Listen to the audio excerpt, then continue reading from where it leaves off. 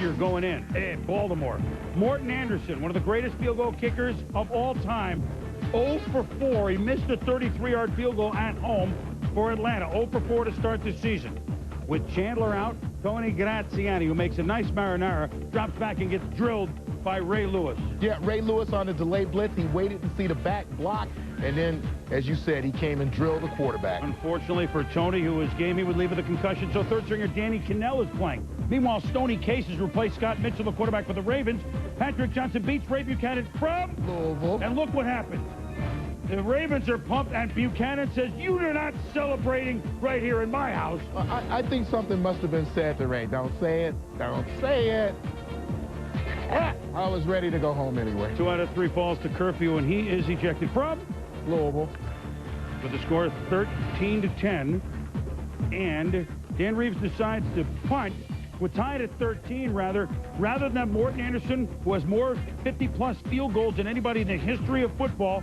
He's had a bad season, but he decided not to try a 53-yarder. The punt by Straczynski was ruled a touchback. Ravens first possession in overtime, and it's done. Stoney Case, who won 2, quote, meaningless preseason games in the last minute, who rallied the Ravens for a tie a week ago, or 2 weeks ago, has now given the Ravens the 19-13 win. The 2 touchdowns that went 54 yards to Justin Armour. Eric Rett ran for 136 yards. And I think the Ravens, Brian Billick, has a quarterback. Yeah, and what a guy he has on defense. You see Ray Lewis with the 10 solo tackles there, anchoring that defense. Tony Banks, and early on, Banks to Justin Armour. It's Blood Banks on Halloween. And the Ravens lead it 7-0. Now, very quickly, with 3.5 minutes left to go in the game.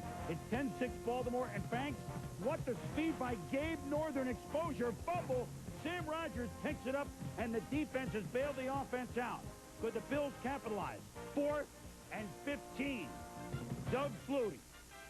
And watch what happens here. The Ravens had pressure, although this time not so much at the outset. They had pressure on him all day long. Ravens are a good defensive team now, but Flutie on 4th and 15 gets 16 yards, Tom. And Flutie has such a great mentality when it comes to not worrying about what he's done in the past. He goes back here knowing he needs a first down. He looks at every progression he has on the football field, takes off, knows exactly where the first down marker is, and look at the effort right there as he dives for the 3 yards past the first down. Under 2 minutes to go on second down. Now remember, they need a touchdown. Flutie avoids the rush of Keith Washington. He hits Andre Reed for 5 yards. That makes it 3rd and 5 from the 17.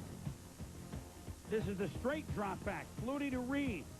12 yards down to the 5. First down. $1:44 to go. 1st and goal for Buffalo. Flutie. Now, again, the pressure is going to come after a while. He rolls right, whoop, avoids one man, and hits the big guy, Jonathan Lippy. Touchdown. And the Bills, who struggled offensively all game long, as did the Ravens. The Bills win at 13-10 to snap their 2-game losing streak. The Ravens have now lost 3 in a row.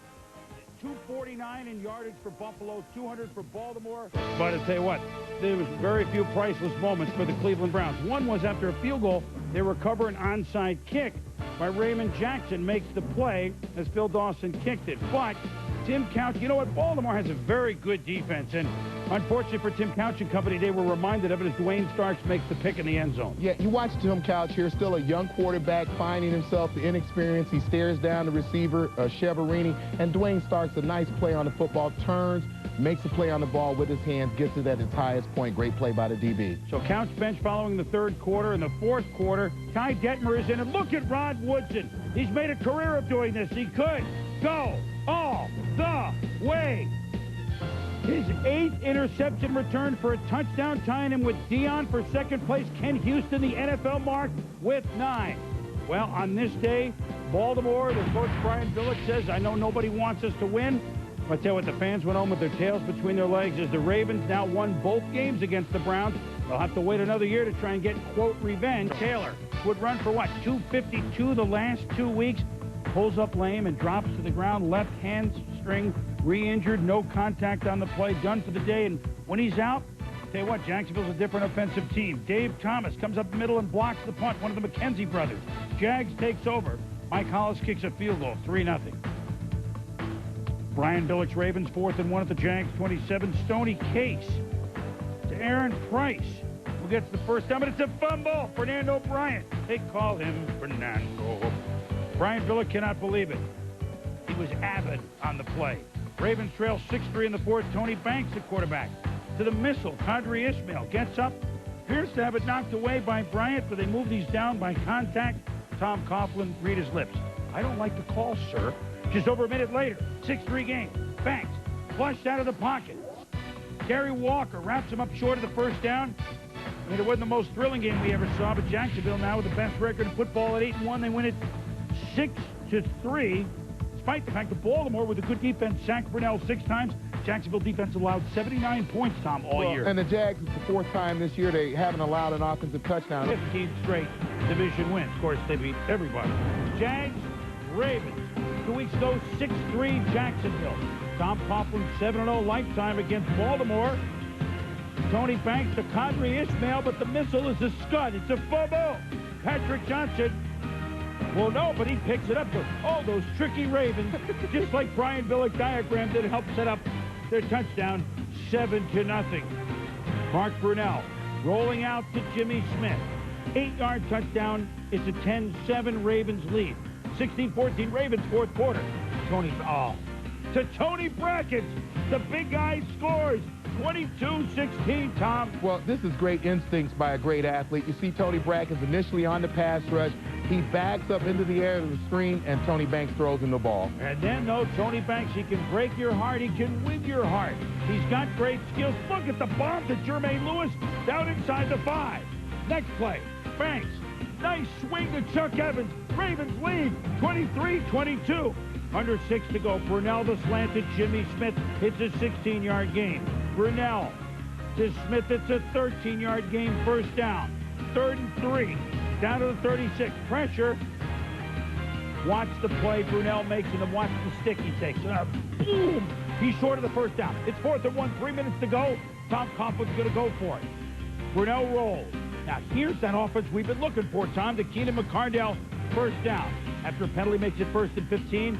Scramble, throw, McCardell, 21 yards, first down. 3rd and 5 from the 9. The hand of Jimmy Stewart, James Stewart.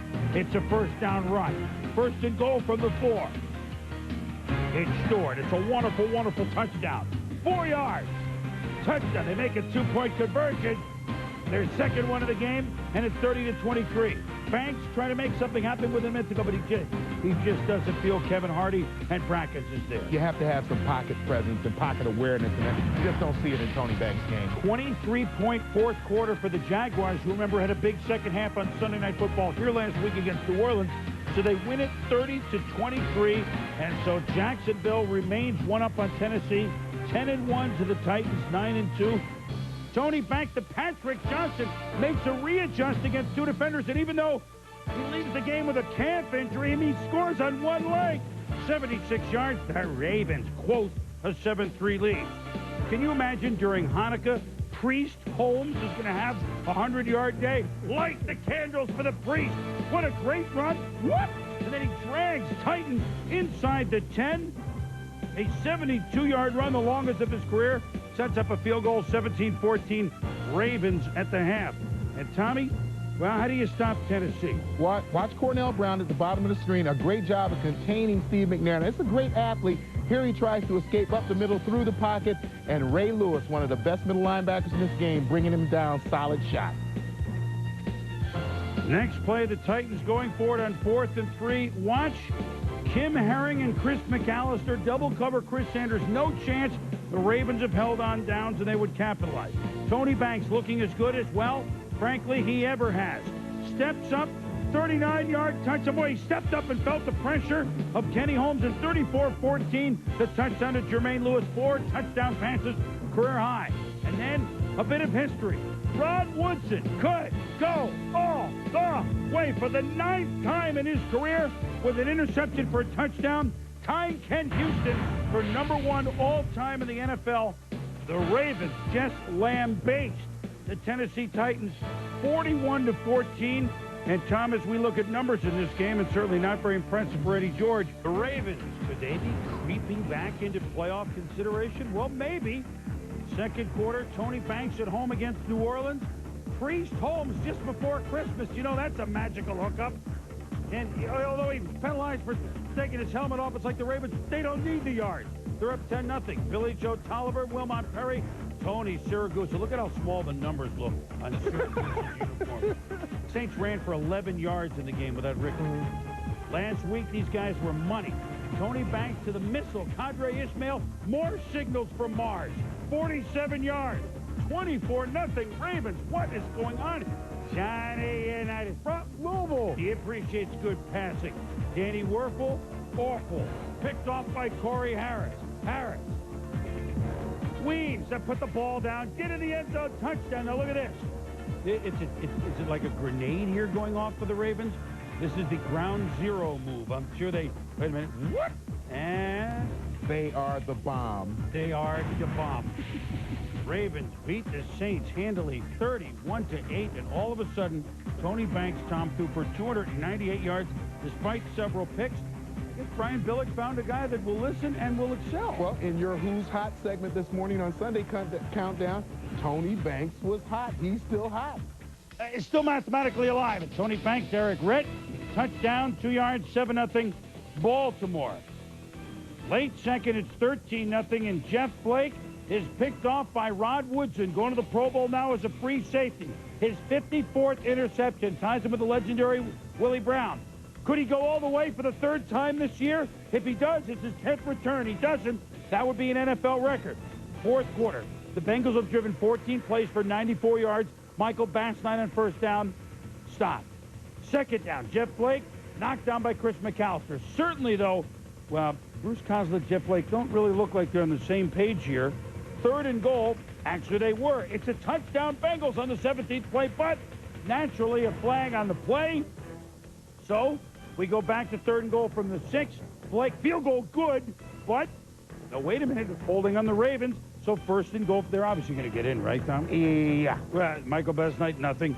Second goal, they're going to get it at the touchdown right. No, well, incomplete to Darnay Scott. Third and goal, they're going to get the touchdown right here. Blake to Scott, incomplete. So certainly they're going to get a field goal. Doug Pelfrey, are you kidding? Blocked from 20 yards. 21 plays, almost 10 minutes, no points. The Bengals have a bye and they forget everything they knew, like a 3-game winning streak. And the Baltimore Ravens, although they were eliminated from the playoffs, get 5 field goals from Matt Stover. They're 8-7, their first ever shutout. They're a team to watch next year. Brian Billick's team improved on both sides of the ball. They have an outstanding defense. You can see Billick's work with the quarterback position. So I think that this team has something to look for coming into next season. The end of the line for Pete Carroll as head coach of the New England Patriots. After a good start, Robert Kraft has seen his team. Wow, they should have moved to Hartford. Tied at 3 in the second quarter, Troy Brown and his band of renown. Bounces outside, now bounces back to the middle. Brown still trying. 52 yards out of the 23-yard line. Drew Bledsoe finishes that drive with a 1-yard TD pass. Scores 13-3 against Baltimore. Oh, the hit by Ted Johnson. Hit that fumble by Tony Banks. Ted Eaton, grumbling, bumbling, stumbling. Johnson with a good play. And boy, did this defense miss Ted Johnson's toughness throughout most of the season, Boom. So the Patriots win on getaway day. Probably. They win it by the count of 20-3. And so both they and the Ravens, who had a good second half, finish up their season at 8-8. And actually, the way it turns out, the Patriots end up being the 5th-place team, and they'll get a 5th-place schedule next year.